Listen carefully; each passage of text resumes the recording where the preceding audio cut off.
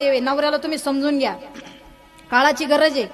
घराघरात एकामेका संग गोड बोला. हा स्वर्ग आहे, वर नका जाऊ, गर्दी झाली, जागा नाही राहिली.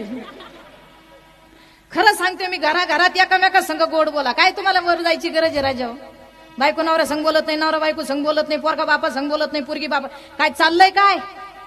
ताई, नवरा बाहेर हिंडतो, तेल कुठून आलं, शेंगदाणे कुठून आले तुम्हाला माहितीये का ग माय? पण बिचारा आणू टाकीत ना.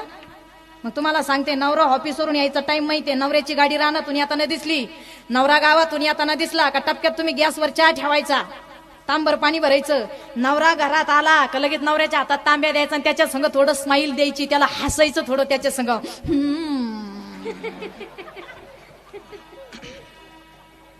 फ्रेश नवरा, फ्रेश. दिवसभराचं टेन्शन त्याचं गेलं खड्ड्यात. फ्रेश नवरा. काय लागत ग नवऱ्या संग हसायला? हा, गल्लीत बसल्या तर इतक्या हसाच्या कुरड्या चाळायला गेल्या, तळायला गेल्या, मळायला गेल्या, पिळायला गेल्या. नवरा पाहिला का मारक्या मॅशन.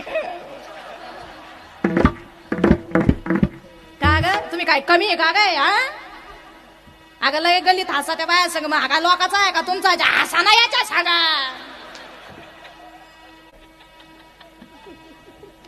काय बिघडलं ग तुमचं? नवऱ्या संग हसल्यात काय बिघडन का? अगं नवऱ्या संग जर हसल्या तर फ्रेश नवरा. काय लागत नवऱ्याला? आणि तुम्हाला आता मी एवढं सांगितलं, असं येसगावचं सगळे जेंट्स मंडळी असं हे तुमचं आग्यामोळ करतं का रे? एवढं चांगलं आहे का तुमचं आग्यामोळ? हे आग्यामोळ. नवऱ्याची गाडी तिकडून पाहिली, हंडा आपट, बाटली आपट, कळशी आपट. नवऱ्याला असं वाटत वरच्या तुकड्यात झोपलं असतं तर बरं केलं असतं. काय सांगा मला.